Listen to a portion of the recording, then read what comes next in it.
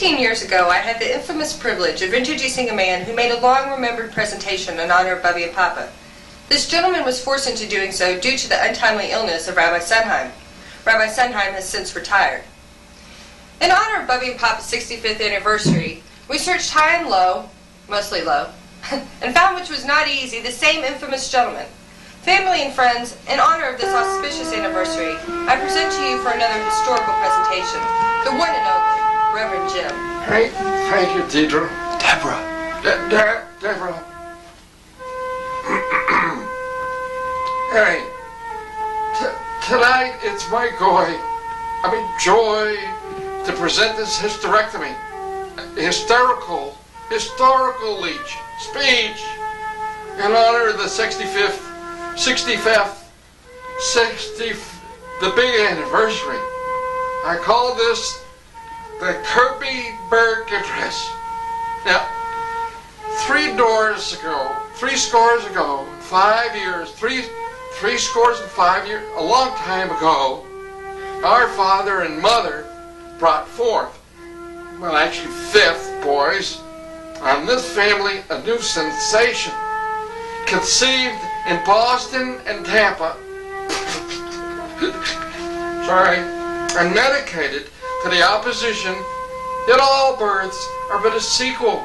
Men are created equal. Now we are married and out the door. Testing whether this family or any family so relieved, conceived, it's so dedicated, can take so darn long to mature and can long endure. We've all met at a Seder behind the door, in a great battlefield of some war. We're all constipated after eating a portion of that meal. We needed a resting place for those who put down their forks and knives, that the traditional frightening sight, Seder night, might long endure. It's tradition, It's all together sitting a flopper, fitting and proper that we should do this. Been in a large offense, since we cannot send the cake, mitigate, we cannot castrate,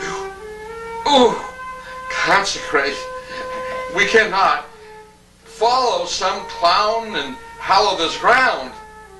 Our brave parents who brought home the bread, who struggled here, have said, concentrate on kosher flour. Consecrate far above our poor power to add or detract, to multiply or divide, or to some other division or something. The world will fiddle a note in September. The little note nor long remember, that is. For sure they won't remember this. What we say here, but it can never forget what our folks did for a beer. What they did here. It is for us, it is for us here, the children, to punish the clerk, to finish the work.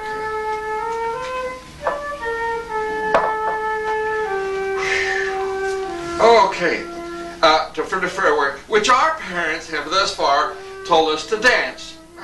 Nobly advanced. It is rather for us to be here, dedicated to a late cast, a great task remaining before us, that for our parents, whom we honor today, we can give the last full spoon of love potion, measure of devotion, that we quickly dissolve and highly resolve and do all that our parents did not give birth to us in vain. That our parents, by God, shall feel as though their kids were worth the feed, that they have a new birth of freedom, and that love of our parents, by our parents, for our parents, shall not know our worth, perish from this earth. Well, ladies and gentlemen, I thank you for this moment and happy anniversary.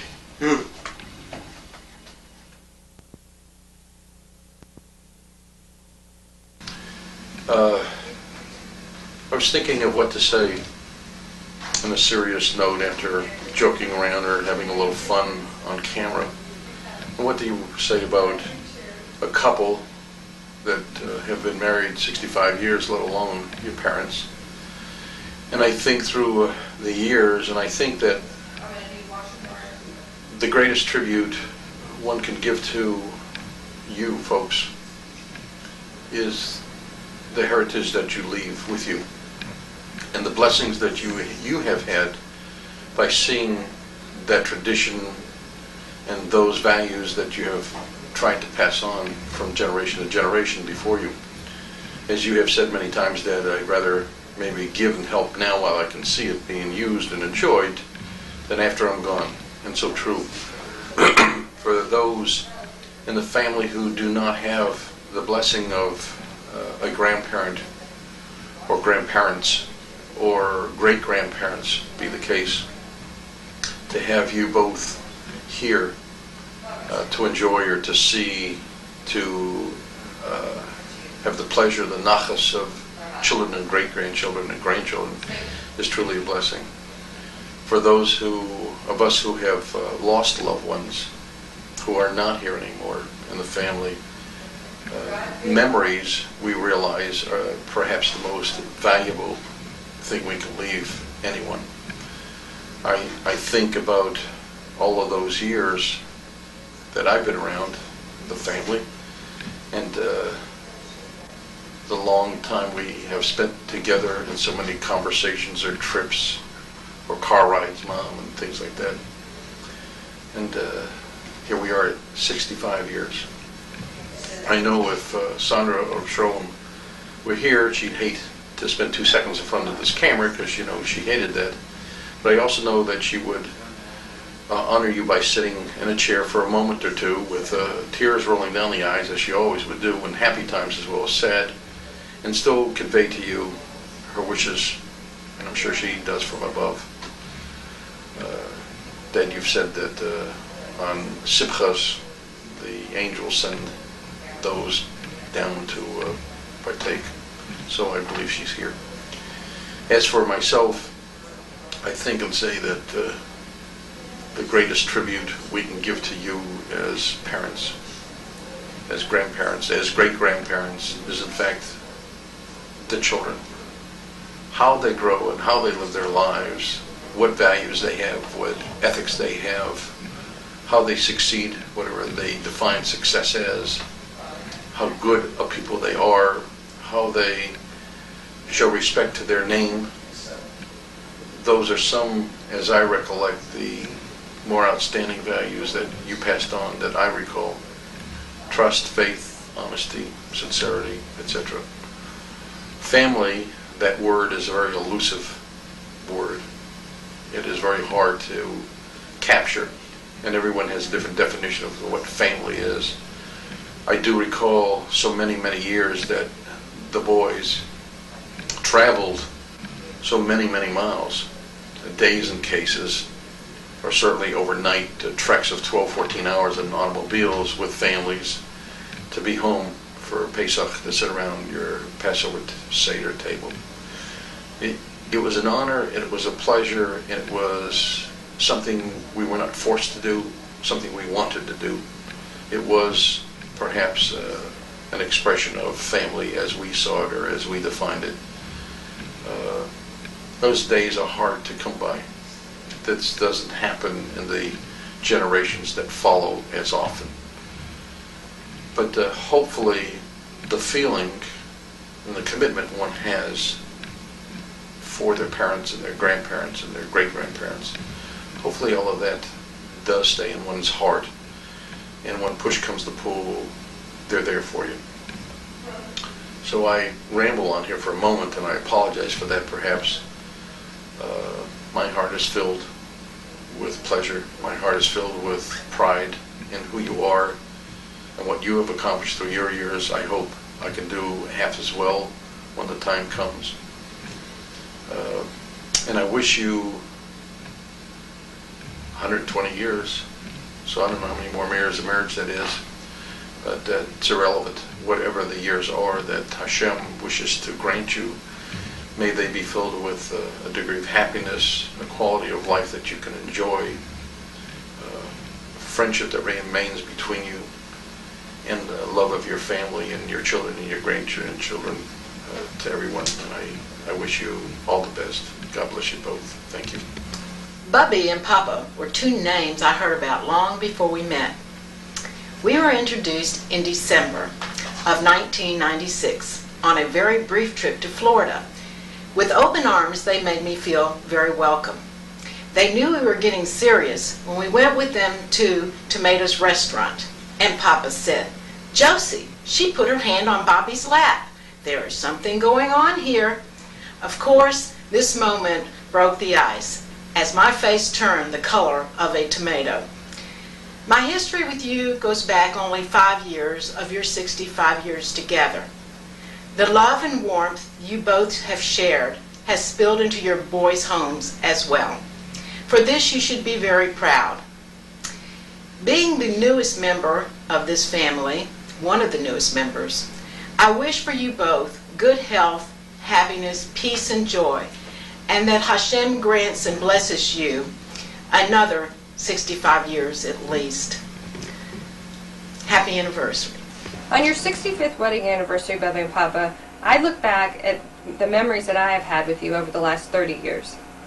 And some of my fondest memories with Papa include being in the Winnebago in the mornings when Bubby was at the shop working and having our bagged lunches together, and then Bubby and I would run off and go run errands at 2 or 3 grocery stores and the post office, and always try to get back before the rain hit at 4 o'clock. I would think of things like when Papa showed me how to poach an egg for the first time, or when he showed me waffles with cream cheese, and I would remember all the bowling times where either I would be watching Papa bowl, or I would get to bowl with him, or I'd look at all his trophies and feel so proud he was in the Hall of Fame. He was my first boyfriend. Yep, I got my first necklace from him, and to this day he's still my best. Papa is a very good person. He's such a good friend to so many people, whether it's Mrs. Bailey or Marge at the bowling alley or so many of other dozens of people that he always goes out of his way to help, is always looking out, to help the next person. When I look at the way that Papa looks at Bubby and I see how he smiles and his eyes brighten up, and he gives her a kiss every morning and gives her a kiss every night, and he tells her he loves her all the time, to me, those are signs, after 65 years, when you see two people still so much in love, and when you can see it with Papa. Years changed people, but over the last, 5-10 years, it's been amazing to see all the love that pours out of Papa when he's with Bubby. And to me, that's what an anniversary is all about. That's what a marriage is all about, is about love. Bubby and I have a very special relationship, and I've always felt so blessed to have had the time with Bubby and Papa that so many people don't get to have with their grandparents. And I have learned so much from Bubby over the years. All the values that she's taught me, all the, the ways to treat people and do good by people, and, to believe in myself. And Bubby has always been so supportive and understanding, and, always made me feel like she was right there by my side whenever I needed her. And, I told Bubby, when Bubby said to me one time, I realize that the world changes, and although I don't have to agree with it all, I try to be open to the fact that there's change. And I said, well, Bubby, to me, that's what unconditional love is, and that's one thing that Bubby has always shown to me. And all I can say is that I'm so happy that both of you are here with us today, and that I've had all the opportunities I've had to spend so much time with you and to get to know you, and to know what wonderful people you are. And I hope you have a wonderful 65th anniversary, and I love you Happy very anniversary, Bubby and Papa. 65 years is a heck of an accomplishment. I only can hope that I have a marriage and life as successful as yours. I remember Papa used to tell me that he was a wealthy man. And he said it had nothing to do with money, it has to do with real wealth.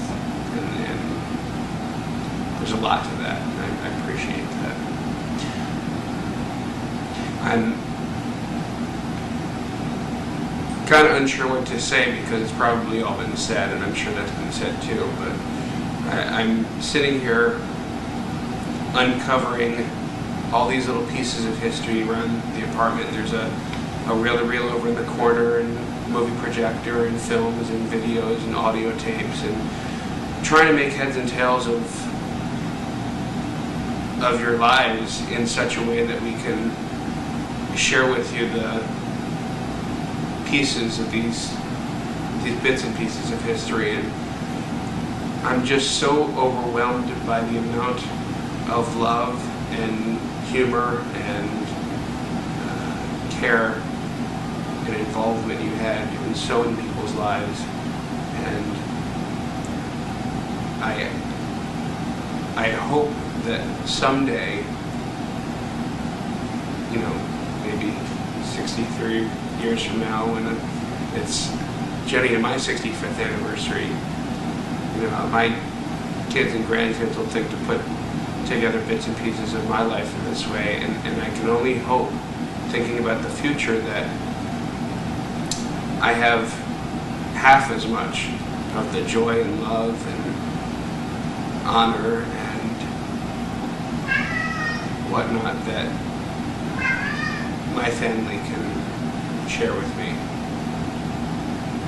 So, happy 65th anniversary. Happy 65th wedding anniversary. I'm just gonna stop now. What an incredible accomplishment. Well, Michael and I have 2 down, and I guess we have 63 to go to catch up. But we are starting on the next part. Well, may as well say it from here. The little fetus wolf and I wish you a wonderful and prosperous 66th year, and so on. Michael said I should reminisce a little bit, because I didn't really know what to say. So, reminisce I shall.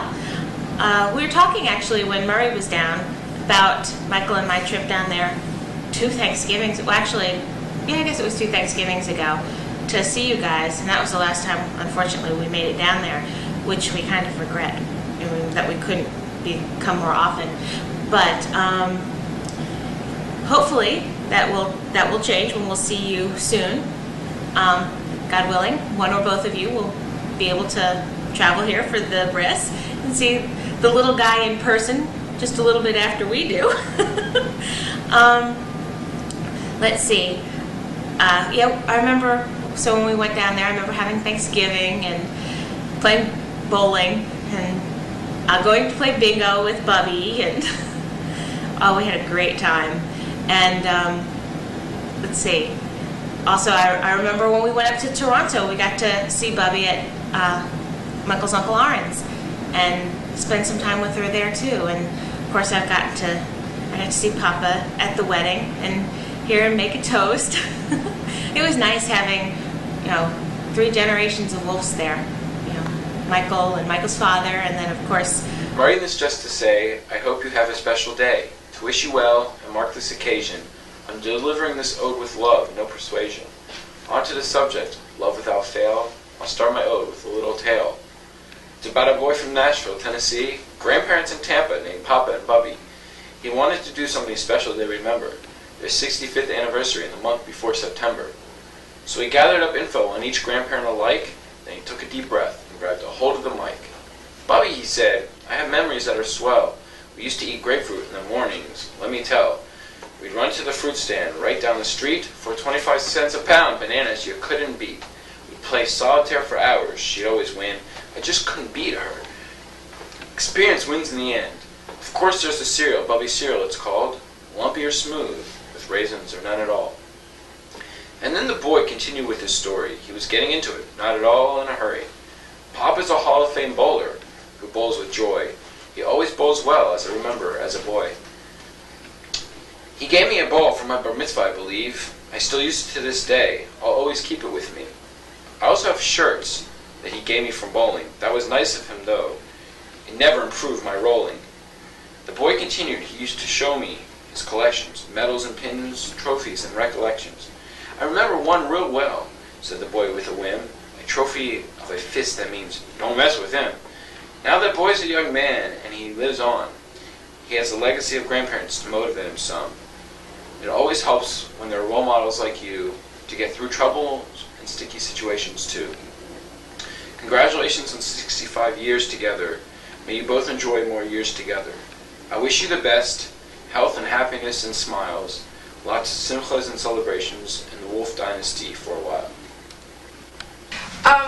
One of the stories I remember most about Bubby and Papa was when I went down there for 2 weeks, and Bubby and I went shopping at, I think, a Dollar General or something, and there was a deal on playing cards, and it was buy one, get one free. And she asked Jenny, do you need any playing cards? I said, no, I'm fine. She goes, why don't you get a pack for the plane ride back and keep you occupied? So I said, okay, and then I saw it was buy one, get one free. I was like, oh, I can get one for Richard. And she's like, no, one's enough, you don't need to. And I'm like, but Bubby, it's free, you can get one for Richard. And she's like, no, Jenny, don't be a nishta chazer, just take one. Leave it for others, for other people. Happy 65th anniversary, Bubby and Papa. I love you very much.